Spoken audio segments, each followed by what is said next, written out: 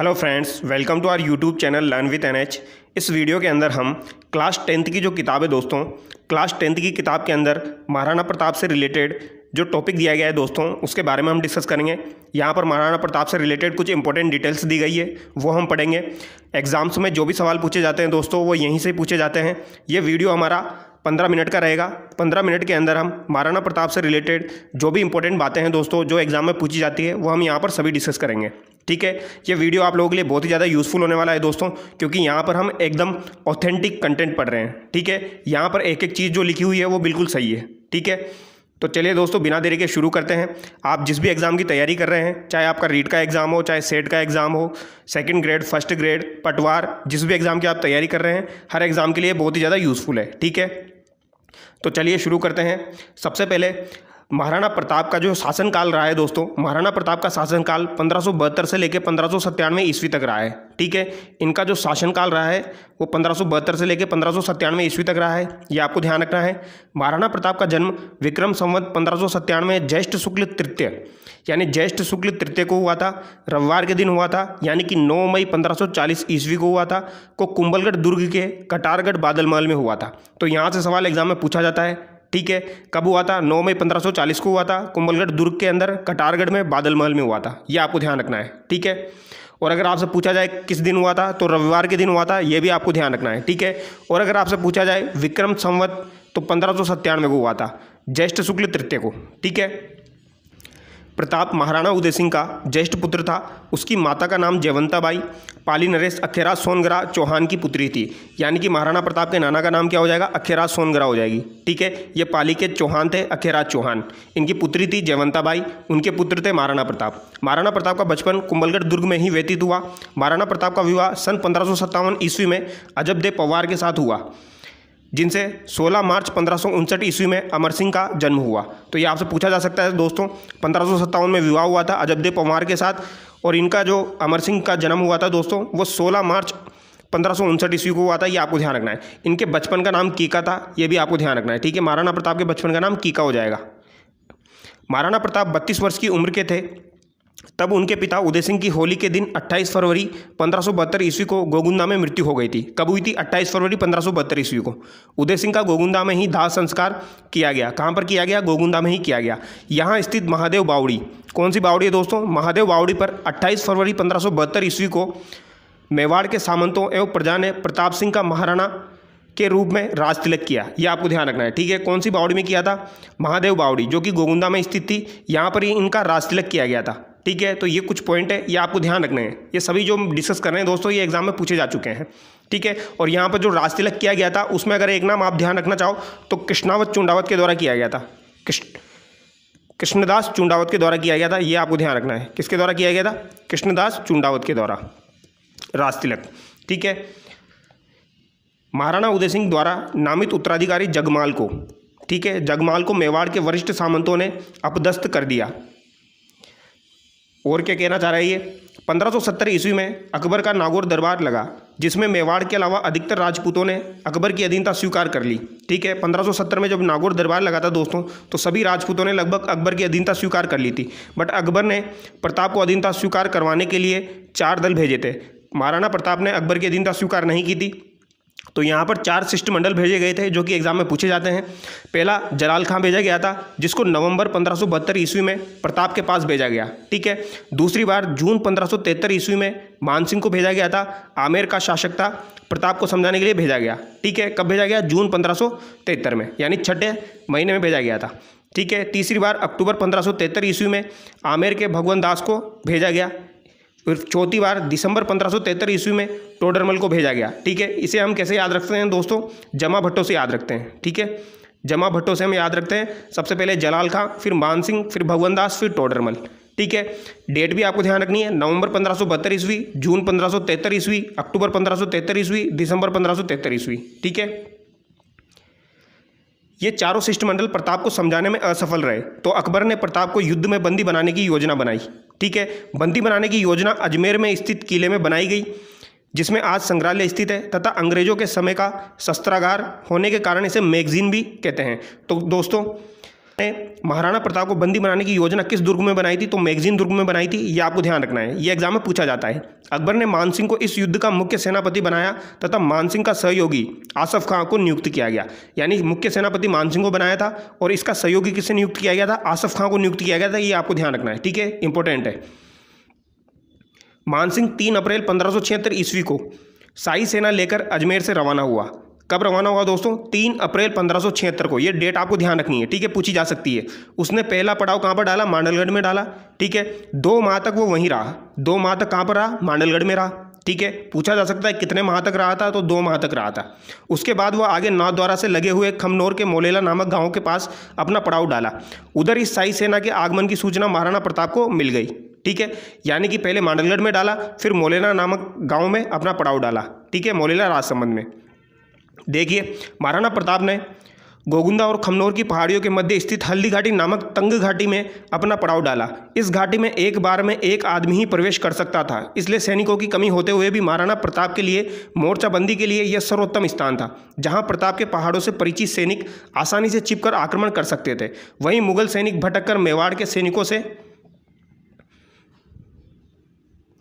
टकराकर या भूखे प्यासे मरकर जीवन गंवा सकते थे, ठीक है। अब यहाँ पर आप देखिए दोस्तों, ये यहाँ पर दिया गया है महाराणा प्रताप द्वारा मानसिंह पर जो हमला किया गया था उसका चित्रण किया गया है। यहाँ पर वो दिया गया है, ये महाराणा प्रताप है, इनके द्वारा ये चेतक हाथी की सूंड पर चढ़ा हुआ है और यहाँ पर ये मानसिंह के ऊपर हमला किया जा रहा है भाले से, ठीक है। तो ये आपको ध्यान रखना है। अंत में दोनों सेनाएं 18 जून 1576 ईस्वी को प्रातःकाल युद्ध भेरी के साथ आमने सामने हुई, ठीक है। राजपूतों ने मुगलों पर पहला वार इतना आक्रामक किया कि मुगल सैनिक चारों ओर से जान बचाकर भागे। इस प्रथम चरण के युद्ध में हाकिम कांसूर, दोस्तों हाकिम कांसूर जो है ये हरावल सेना का नेतृत्व कर रहे थे, ये आपको ध्यान रखना है, ठीक है। हरावल सेना का नेतृत्व कर रहे थे। हाकिम कांसूर का नेतृत्व सफल रहा। मुगल इतिहासकार बंदायूनी जो कि मुगल सेना के साथ था, वह स्वयं भी उस युद्ध से भाग खड़ा हुआ। बंदायूनी जो था दोस्तों, जो कि मुगल सेना में था, वो भी भाग खड़ा हुआ। मुगलों की आरक्षित फौज के प्रभारी मेहत्तर खां, कौन दोस्तों? मेहत्तर खां ने यह झूठी अफवाह फैला दी कि बादशाह अकबर स्वयं शाही सेना लेकर आ रहे हैं। मेहत्तर खां जो था दोस्तों, इसने झूठी अफवाह फैला दी थी अकबर के आने की, यह आपको ध्यान रखना है। तो ये किसने फैलाई थी? मेहत्तर खां ने फैलाई थी, ये पूछा जाता है। अकबर के सहयोग की बात सुनकर मुगल सेना की हिम्मत बंधी और वो पुनः युद्ध के लिए तत्पर होकर आगे बढ़ी। राजपूत भी पहले मोर्चे में सफल होने के बाद बनास नदी के किनारे वाले मैदान में, जिसे रक्तताल कहते हैं, में आ जमे। तो ये सवाल भी पूछा जाता है दोस्तों, बनास नदी के किनारे कौन सा स्थान है? रक्तताल नामक स्थान है, ये आपको ध्यान रखना है, ठीक है। यहाँ पर आके जम गए वो। उसी समय मुगलों की शाही सेना ने प्रताप को चारों ओर से घेर लिया। बड़ी सादड़ी का झाला मन्ना, दोस्तों झाला मन्ना जो है बड़ी सादड़ी का सेना को चीरते हुए राणा के पास पहुंचा और महाराणा से निवेदन किया कि आप राजचिन्ह उतार कर मुझे दे दीजिए और आप इस समय युद्ध के मैदान से चले जाएं। इसी में मेवाड़ की भलाई है। चेतक के घायल होने की स्थिति को देखकर राणा ने वैसा ही किया। राजचिन्ह के बदलते ही सैकड़ों तलवारें झाला मन्ना पर टूट पड़ी। झाला मन्ना इन प्रहारों का भरपूर सामना करते हुए वीर गति को प्राप्त हुआ, ठीक है। तो झाला मन्ना किससे संबंधित था दोस्तों? बड़ी सादड़ी से संबंधित था, ये आपको ध्यान रखना है। और इन्होंने महाराणा प्रताप का राजचिन्ह धारण करके फिर युद्ध लड़ा था, ठीक है। आगे देखिए, महाराणा प्रताप का स्वामी भक्त घोड़ा चेतक। महाराणा प्रताप का जो घोड़ा था वो था चेतक। बलीचा गांव में स्थित एक छोटा नाला पार करते हुए परलोक सिधार गया, ठीक है। तो बलीचा में वो परलोक सिधार गया, इसीलिए चेतक की छतरी कहाँ पर बनी हुई दोस्तों? बलीचा नामक स्थान पर बनी हुई है, ये आपको ध्यान रखना है, ठीक है। आगे देखिए, वस्तुतः महाराणा प्रताप और अकबर का संघर्ष धार्मिक युद्ध नहीं था, ये दो राजनीतिक शक्तियों के मध्य वर्चस्व का संघर्ष था। यह भी उल्लेखनीय है कि महाराणा प्रताप का सेनापति हाकिम कांसूरी था, जबकि मुगल सेना का नेतृत्व राजा मानसिंह ने किया था, ठीक है। हल्दी घाटी युद्ध के बाद के संघर्ष कौन कौन से रहे दोस्तों, वो भी देख लेते हैं। यहाँ पर अभी काफ़ी सारी डिटेल दी गई है। हल्दी घाटी युद्ध के बाद मुगल सेना कुछ समय गोगुंदा में रही, यानी मुगल सेना कुछ समय तक गोगुंदा में ही रही, लेकिन रसद सामग्री के अभाव में सेना लौट गई, यानी उनके पास खाना वाना का अभाव हो गया तो वो वापस लौट गए। प्रताप ने कुंभलगढ़ को अपनी नई राजधानी बना दिया। किसको नई राजधानी बना दिया? कुंभलगढ़ को बनाकर नई छापामार युद्ध नीति को अपनाया। अकबर ने शाहबाज खां के नेतृत्व में 3 बार सेना भेजी। ये भी इंपॉर्टेंट है दोस्तों, किसके नेतृत्व में? शाहबाज खां के नेतृत्व में 3 बार सेना भेजी। 15 अक्टूबर 1577, 15 दिसंबर 1578 और मई 1580 को, ठीक है। ये आपको ध्यान रखना है दोस्तों। कुंभलगढ़ का युद्ध कब हुआ था? तो कुंभलगढ़ का युद्ध जो है दोस्तों, ये भी एग्जाम में पूछा जाता है। कुंभलगढ़ का युद्ध आपका 1578 में हुआ था, ये भी आपको ध्यान रखना है, ठीक है। तो शाहबाज खां 3 बार आया था, 77, 78 और लगभग मई 1580 में। शाहबाज खां ने कुंभलगढ़ और उसके आसपास के क्षेत्रों पर अधिकार कर लिया। अकबर ने 1580 में अब्दुल रहीम खान खाना के नेतृत्व में सेना भेजी, लेकिन उसे विशेष सफलता नहीं मिली। यानी अब्दुल रहीम को कब भेजा था? तो 1580 में भेजा था। ये भी एग्जाम में पूछा जाता है, तो ध्यान रखना है। और 1582 में दिवेर का युद्ध हुआ था, तो ये भी आपको ध्यान रखना है। कब हुआ था? 1582 में हुआ था। इस संघर्ष में प्रताप के पुत्र अमर सिंह ने शाही सेना पर धावे बोले। यानी दिवेर का जब युद्ध दोस्तों 1582 में हुआ था, उस समय अमर सिंह ने शाही सेना पर धावे बोले और विजयी रहा। अमर सिंह के द्वारा यहाँ पर दोस्तों सुल्तान खां को मार दिया गया था। ये भी आपको ध्यान रखना है। सुल्तान खां को चीर दिया गया था। ठीक है, किसके द्वारा चीरा गया था? अमर सिंह के द्वारा चीरा गया था। ये आपको ध्यान रखना है। ठीक है, इसके बाद कुंभलगढ़ पर भी अधिकार कर लिया।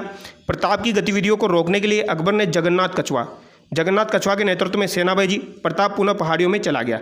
यानी कि अंतिम सैन्य अभियान जो भेजा गया था वो सन 1585 में भेजा गया था। ठीक है, ये आपको ध्यान रखना है। किसके नेतृत्व में? जगन्नाथ कछवा के नेतृत्व में अंतिम सैन्य अभियान भेजा गया था अकबर के द्वारा। ठीक है, फिर 1585 के बाद, ये दोस्तों 1585 है, 1585 के बाद अकबर उत्तर पश्चिम सीमा पर व्यस्त हो गया, अतः मेवाड़ की ओर से कोई सेना नहीं भेजी। 1585-1597 ईस्वी के मध्य प्रताप ने चित्तौड़गढ़ और मांडलगढ़ को छोड़कर, यानी चित्तौड़ और मांडलगढ़ को छोड़कर अन्य क्षेत्रों को मुगलों से मुक्त करा लिया था। यानी दो क्षेत्र रह गए थे, एक तो चित्तौड़ और एक मांडलगढ़। बाकी सभी क्षेत्र को महाराणा प्रताप ने मुक्त करा लिया था। यह आपको ध्यान रखना है। और 19 जनवरी 1597 में प्रताप की मृत्यु हो गई। तो कब मृत्यु हुई? 19 जनवरी 1597 को। यह आपको ध्यान रखना है। ठीक है, ये एग्जाम में पूछी जाती है। और दोस्तों 1585 के आसपास चावंड को महाराणा प्रताप ने राजधानी बनाया था। यह आपको ध्यान रखना है। और ये कब तक रही थी दोस्तों? ये 1613 तक चावंड राजधानी रही थी। ठीक है, तो अगर आपसे पूछा जाए दोस्तों महाराणा प्रताप के काल में कितने टाइम तक रही, तो महाराणा प्रताप के काल में ये देख लीजिए आप, 1585 से लेके ये 1597 तक रही। ठीक है, और उसके बाद में ये अमर सिंह के काल में रही 1613 तक। आगे देखिए दोस्तों, प्रताप की मृत्यु का समाचार अकबर के कानों तक पहुंचा तो उसे भी बड़ा दुख हुआ। इस स्थिति का वर्णन अकबर के दरबार में उपस्थित दुरसाड़ा किसके दरबार में था दोस्तों? अकबर के दरबार में था।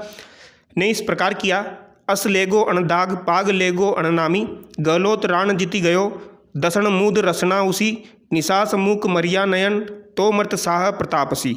आशय यह था इसका कि राणा प्रताप तेरी मृत्यु पर बादशाह ने दांत में जीभ दबाई और निश्वास से आंसू टपकाए, क्योंकि तूने अपने घोड़े को नहीं दगवाया और अपनी पगड़ी को किसी के सामने नहीं झुकाया। वास्तव में तू सब तरह से जीत गया। ये किसके द्वारा कहा गया था? दुरसाड़ा के द्वारा कहा गया था। ठीक है, विदेशी इतिहासकार कर्नल जेम्स टोड ने हल्दी घाटी को मेवाड़ की थर्मोपोली कहा और दिवेर को मेवाड़ का मैराथन कहा है दोस्तों। ठीक है, तो कर्नल जेम्स टोड के द्वारा हल्दी घाटी का जो युद्ध हुआ था उसे तो क्या कहा गया था? मेवाड़ की थर्मोपोली। और दिवेर का जो युद्ध हुआ था उसे मेवाड़ का मैराथन कहा गया कर्नल टोड के द्वारा। यह आपको ध्यान रखना है। और दोस्तों अब्बुल फजल के द्वारा, अब्बुल फजल का नाम आपने सुना होगा, अब्बुल फजल के द्वारा हल्दी घाटी के युद्ध को क्या कहा गया था? अब्बुल फजल के द्वारा दोस्तों हल्दी घाटी के युद्ध को खमनोर का युद्ध कहा गया था। ये आपको ध्यान रखना है। ठीक है, क्या कहा गया था? खमनोर का युद्ध। और बंदायूनी के द्वारा, जो कि उस युद्ध में प्रेजेंट था, बंदायूनी के द्वारा क्या कहा गया था दोस्तों? गोगुंदा का युद्ध कहा गया था। यह भी आपको ध्यान रखना है। किसका युद्ध कहा गया था? गोगुंदा का युद्ध, बंदायूनी के द्वारा। ठीक है, और बादशाह बाग का युद्ध किसके द्वारा कहा गया था दोस्तों? बादशाह बाग का युद्ध जो है, हल्दी घाटी के युद्ध को किसके द्वारा कहा गया था? बादशाह बाग का युद्ध आदर्शी लाल श्रीवास्तव के द्वारा कहा गया था बादशाह बाग का युद्ध। ये आपको ध्यान रखना है। ठीक है, तो यहाँ पर ये कुछ इंपॉर्टेंट बातें हैं जो हमने डिस्कस करी है दोस्तों, जो कि एग्जाम में पूछी जाती है। आई थिंक आपको मज़ा आया होगा।